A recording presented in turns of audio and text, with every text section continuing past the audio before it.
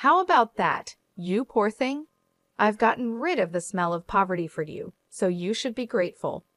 With those words, champagne was thrown in my face with force. This happened when I went to meet my fiancé's family.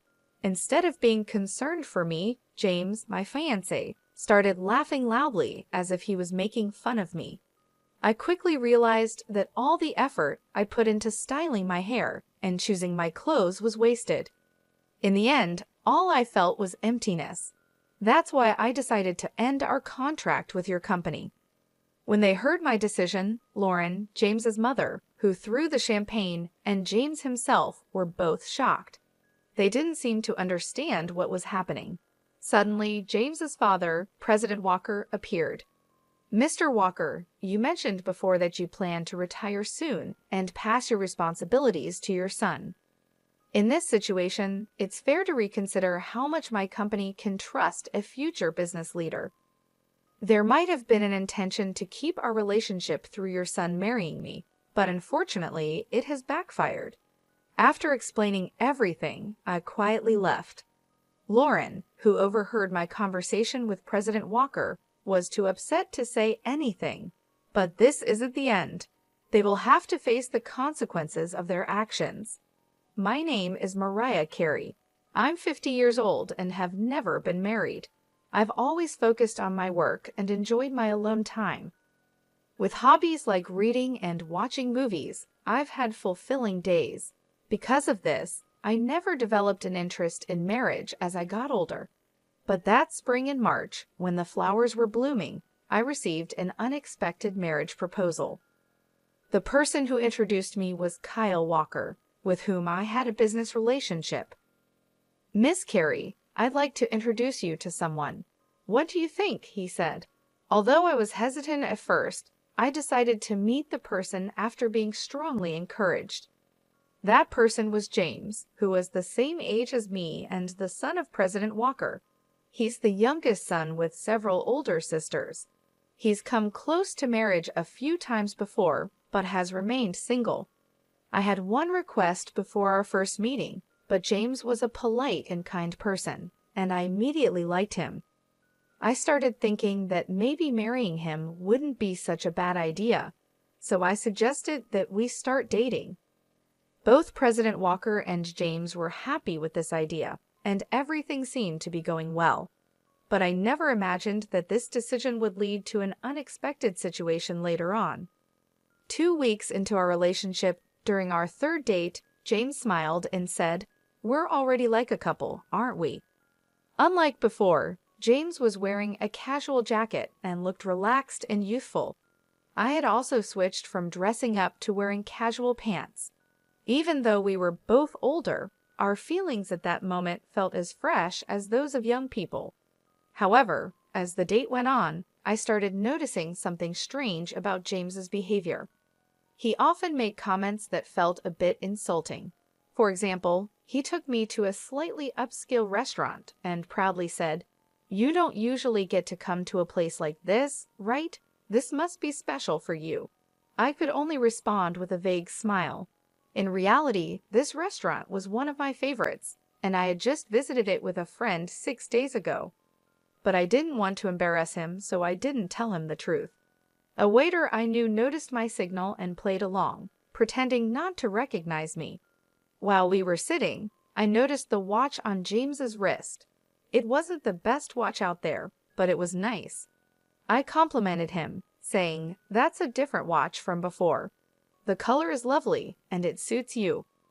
Embarrassed, James took off the watch to show it to me, thinking I was really interested. Since I wasn't that interested in men's watches, I just looked at it briefly and gave it back.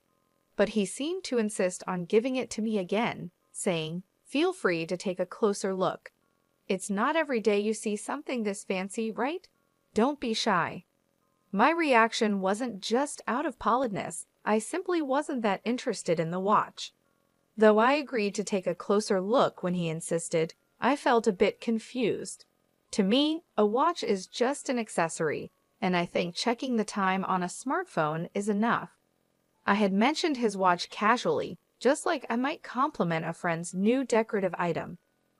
Many of the older people I work with wear similar watches, so I actually see them quite often. Thank you for showing it to me, I said. It's nice to have something you like. James then slightly pouted and subtly started looking at my belongings. What caught his attention was a bag that I'm really fond of. This bag was specially made for me at a workshop I love, reflecting the craftsman's skill and my personal taste. It's very practical and a bit expensive, but to James it seemed cheap. He asked, "Don't you have a proper bag? I think you should have something more prestigious." The bag was custom-made at a German workshop and doesn't have a brand logo. In fact, the craftsman's logo is hidden at the bottom of the bag because I prefer simple designs. It's hard for someone who doesn't know much about women's bags to guess its value just by looking at it. But I couldn't help feeling puzzled by his constant superior attitude. Sometimes I brush it off, thinking he's just a sheltered person who doesn't know much about the world, but the uncomfortable feeling doesn't easily go away. At one point, I thought about reconsidering the idea of marriage, but since we had only met 2 times, it seemed too soon to decide on breaking up. So I decided to wait and see how things would go. Since then, we've continued dating. James does show some immaturity at times, but he's basically an honest person. He no longer acts in that unnatural way he did before. No one is perfect from the start. If you have patience and gradually find harmony, love will eventually grow. I heard an older female celebrity say this on a show I watched, and I found some truth in her words. The following week, we went to a famous hotel buffet for our 5th date. Strangely, James piled 4 or 6 servings of food onto his plate. I lightly commented, "Are you sure it's okay to take so much? It would be a waste if you can't finish it." He suddenly burst into laughter. Wondering what was so funny, he said, "A waste, Mariah? Are you still talking like someone poor? It's okay to take this much. It doesn't matter if I throw it away if I can't eat it all." I made a sour face. It seemed he completely missed the point that wasting food not only costs money, but also inconveniences other customers. The issue isn't just about money. It's about resources and the environment. Aren't you aware of the concept of food waste? It's also inconsiderate to other customers, and eating like that isn't good, I said, my voice more stern than usual. James suddenly shrank back, poking at his pasta with a fork, and muttered, "I'm sorry, please don't be mad. My mom said you might be marrying me for money, and I just reacted without thinking." The word mommy stuck in my mind, and I accidentally repeated it. Referring to one's mother as mommy at his age was unusual and hinted at something odd about his family. As the date was ending, with this uncomfortable feeling in my mind, James drove me home. When I was about to get out of the car, he grabbed my hand and said, "Miss Carey, even though I am who I am, would you marry me? Even if not right away, being engaged is fine. I can wait as long as it takes." I was surprised by James's sudden boldness, but soon I began to feel genuine happiness from his actions. Despite the concerns I had about James, his way of asking made me feel joyful. I thought that maybe the things he lacked could be improved after marriage, and I could help guide him into becoming a loving husband. 5 months had passed since we first met, and I felt it was the right time to move forward. Let's grow together by supporting each other. We both have flaws and differences, so let's talk a lot and work them out, I said with teary eyes, moved by emotion. However, the moment I agreed to the proposal, James showed troubling behavior again. He said with a smile, "Let's start preparing for married life. First, you should quit your job, take care of the home, and learn housework from my mom." My joy vanished, replaced by rising anger. I responded more strongly than usual. "Don't be so presumptuous. If that's your attitude, then marriage is out of the question. Goodbye." James was silent, stunned. In that moment, I got out of the car and went straight into my house. Even though I decided to distance myself, I reluctantly agreed to meet James after he sent me a message over the weekend, insisting on seeing me. The weekend came quickly, and when the day arrived, James was already waiting at our meeting spot. As I approached, James stood up quickly and apologized deeply. "I'm really sorry about last time. My friends told me to be firm, and I took it too seriously. They even scolded me for thinking it was okay to act like that," James said, his energy low, which started to melt away my anger. Not long ago, I felt like getting upset with him, but I eventually made peace with it. It's a bit disappointing, but James is dear to me. He's very straightforward, and sometimes it's hard for him to tell the difference between a joke and something serious. He's easily influenced and a bit indecisive, but I reminded myself that no one is perfect from the start. Make sure you keep this in mind. "We're getting engaged, after all," I said with a small smile. Hearing this, James looked up suddenly and brightened right away. After a month of a somewhat turbulent engagement period, it was finally time to meet each other's families and announce our marriage. The first visit was to James's family home. Although I had known President Walker for a long time, it was strictly professional, and this was my first time visiting his home, which made me nervous.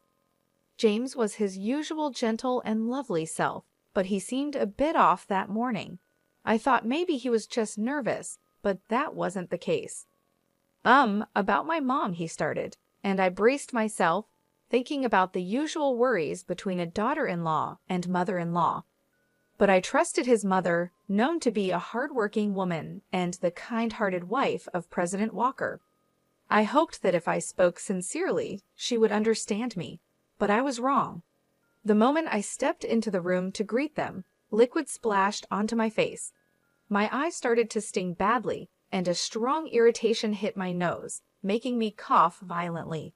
I immediately panicked. "How about that, you poor thing? I got rid of the poor smell for you, so be thankful," I heard a mocking voice say. I was shocked by the bitter taste, smell, and heat. I realized the liquid in my mouth was champagne, but I couldn't understand why I was being treated like this. "Lauren, what are you doing?" President Walker exclaimed in shock. The situation became clear. James's mother, Lauren, who was supposed to be my future mother-in-law, had thrown champagne in my face. It seemed the mocking voice was also Lauren's. I remembered how James had looked down on me as poor before and realized that this attitude might have come from Lauren. "What's the matter, Mariah? You're all wet.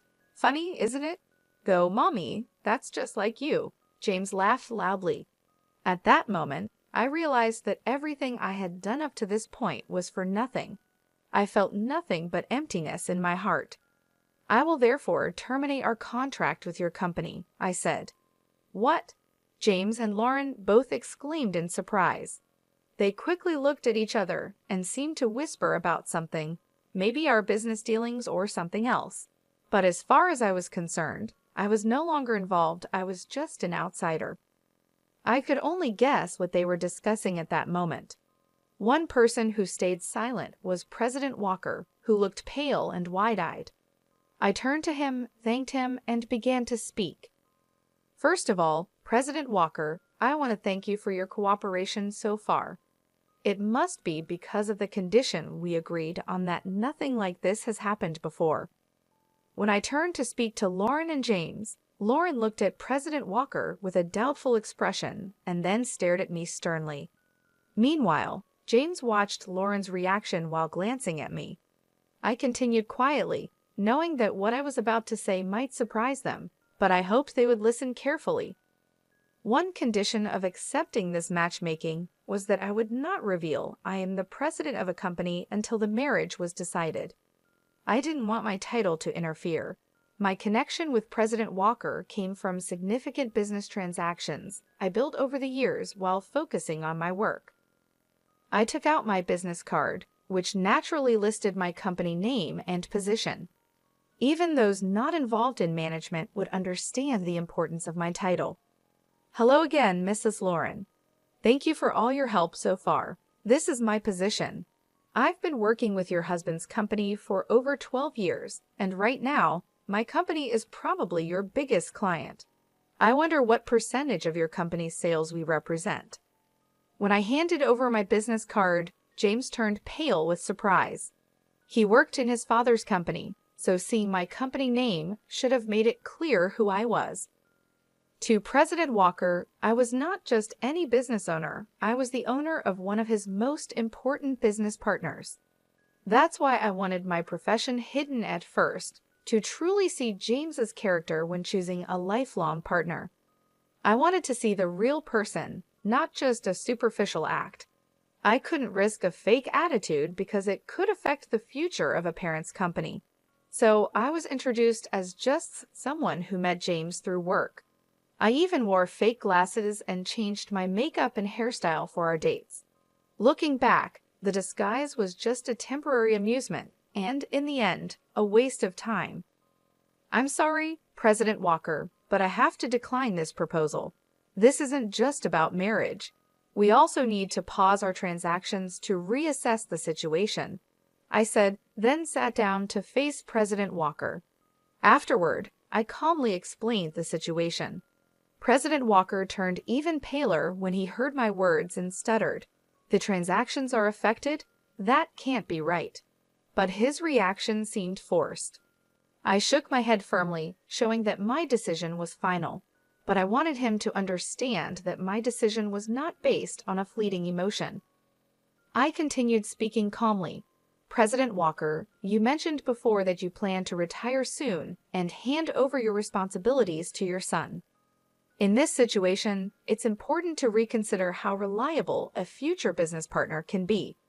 It seems there was an intention to keep our business relationship strong by having your son marry me. But unfortunately, that plan has backfired. Right after graduating from university, I started my own company with some friends. Over 22 years have passed since then, and I've been leading the business as its president the entire time. As I've mentioned several times, I've built a strong relationship with President Walker's company for more than a decade. My company, managed with a female perspective, has been recognized for its unique approach and has grown significantly recently.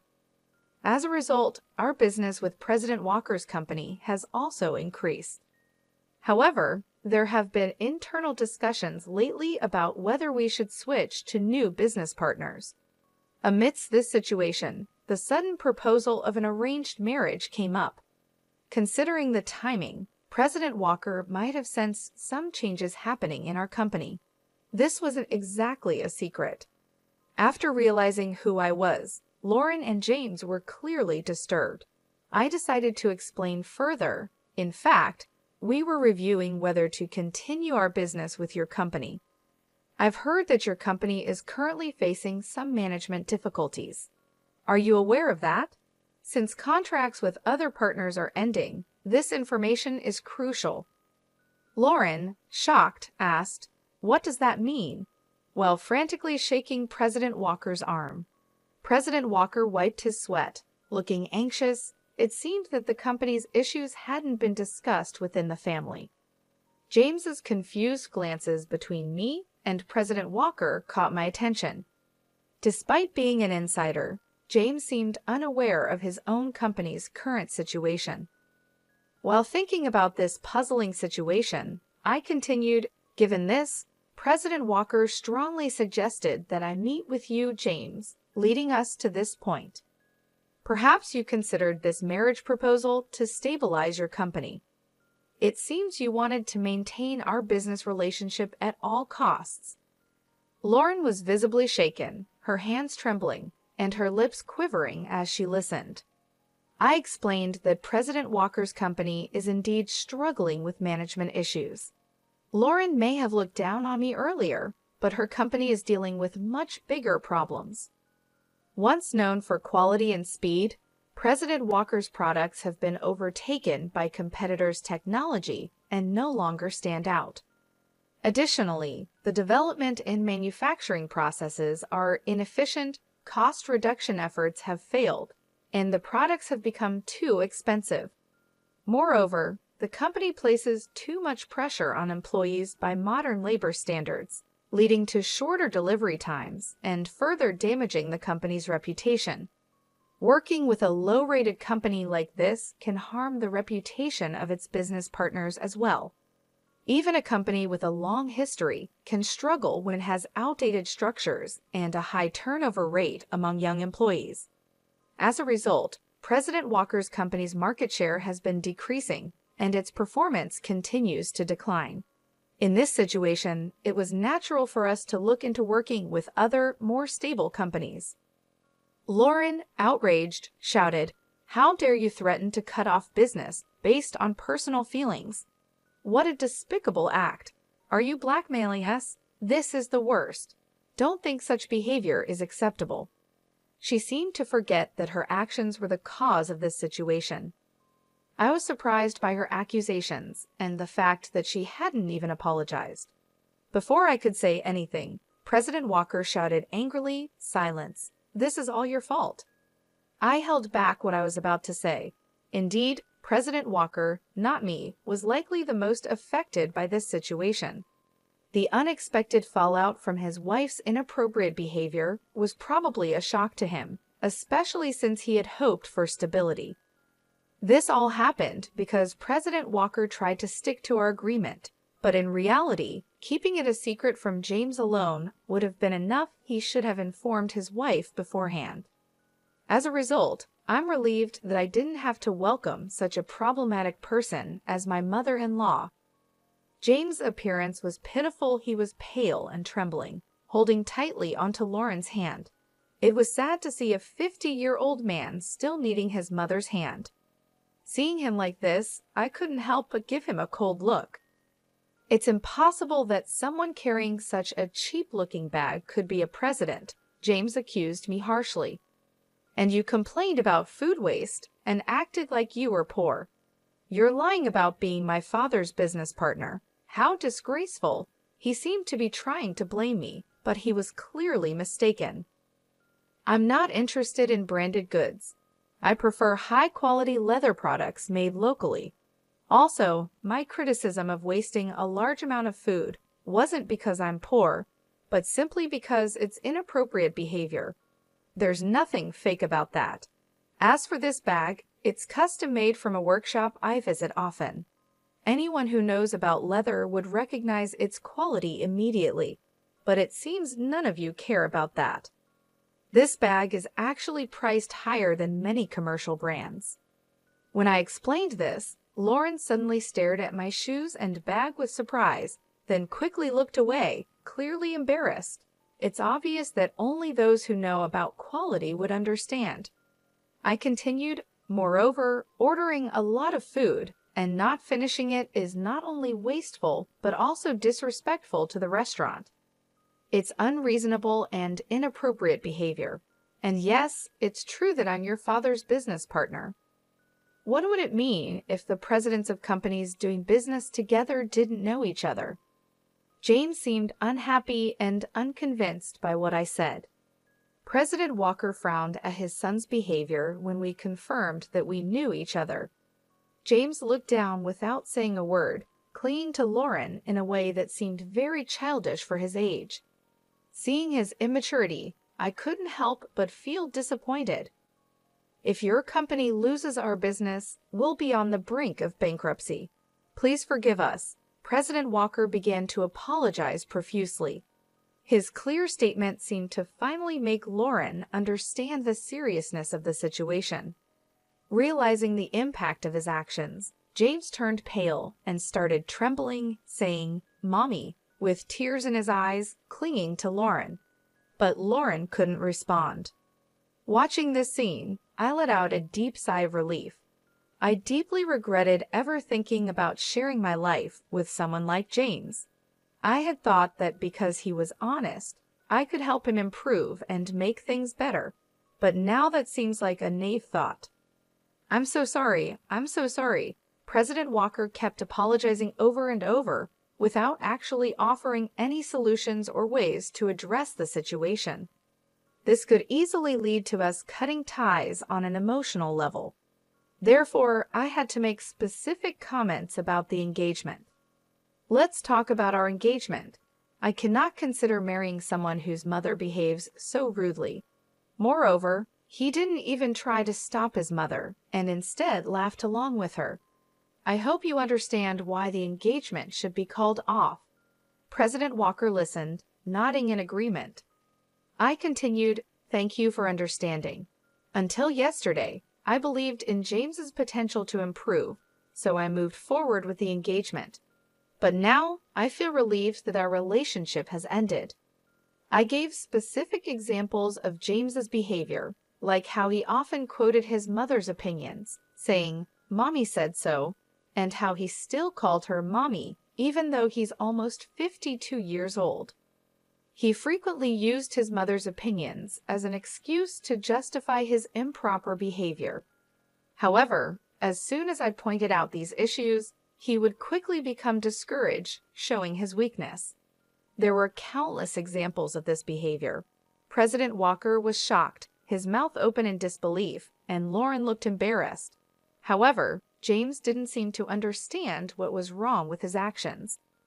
When I asked if there was any fault on my part in calling off the engagement, President Walker shook his head slightly, looking pitiful. I paused to calm myself and took a deep breath. I will divorce my wife. James will also have to move out with her. The company's operations will be taken over by competent staff, so please don't abandon us. Help us, President Walker suddenly declared, clearly anxious after seeing me take a deep breath. What? That's not possible. I can't manage my life without this marriage. Lauren cried out in shock. After that, both James and Lauren raised their voices at President Walker, saying, "Why didn't you tell us beforehand? I'm innocent. Why am I being kicked out? The problem is only with Mommy. I'm not involved." Their protests filled the room, and I finally let out a real sigh, fed up with everything. "Well, as you wish. Thank you for your time. I will take my leave now," I said to President Walker and quickly left. I needed to go home and take my high-quality clothes to the dry cleaners right away. Otherwise, the champagne stains would set and ruin them. James stopped protesting and wept, seemingly accepting the situation. Lauren tried to argue, but President Walker silenced her with a stern reprimand. However, she still seemed to grit her teeth in dissatisfaction, looking more determined than her son. 6 months after the unpleasant incident with the Walker family, as predicted, President Walker resigned from his position. It wasn't just a retirement. It was a resignation, taking responsibility for the company's poor performance. The main reason for the decline was the termination of the contract with my company. A former employee who took over as the new president conducted a full review of the operations. Moving away from family management was well received, and external evaluations of the company improved. He took the initiative to develop new products, and the results were starting to show. At this pace, resuming the paused business transactions might happen soon. In the meantime, President Walker and Lauren officially divorced. As expected, James moved out with Lauren, and they started a new life together. However, rumors say they have daily conflicts. It seems that their close relationship was mostly based on financial comfort. After being forced out of his father's company, James quickly became unemployed. Unable to handle James's financial dependence, Lauren left him in President Walker's care and disappeared. I've heard she now lives alone in an old, low-rent apartment, mourning her situation. Lauren once bragged about her lavish lifestyle, but her behavior pushed many people away. Now, she has no helpers or friends and has become a lonely figure. About a year after President Walker's retirement, I had a chance encounter with him when I visited his former company.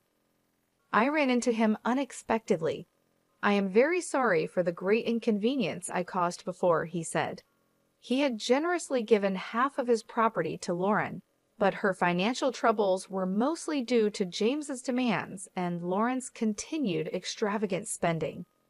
Unfortunately, this is personal responsibility, and it's hard to feel sympathy. President Walker had planned to keep James at a distance, but he was shocked to learn that his nearly 52-year-old son didn't even know how to boil water. Eventually, they ended up living together. Now, he is firmly teaching James, making various decisions around the house. James had completely relied on Lauren, and President Walker admitted, "I feel that I didn't properly take care of my son and wife until now. This is the misfortune I created for myself. Although it's late, I am deeply reflecting on my mistakes. I think I also did some wrong things to Lauren. Fortunately, the company didn't go bankrupt, and I am relieved." Now retired and staying at home, President Walker is seriously engaging with James for the first time. James, facing new challenges like household chores and part-time jobs, often cries despite his age, "I can only hope that he becomes a better person, but I have no desire to have any more dealings with him ever again." 5 years have passed since then, and my company is doing very well. My performance has improved compared to before, and the stock price has also risen.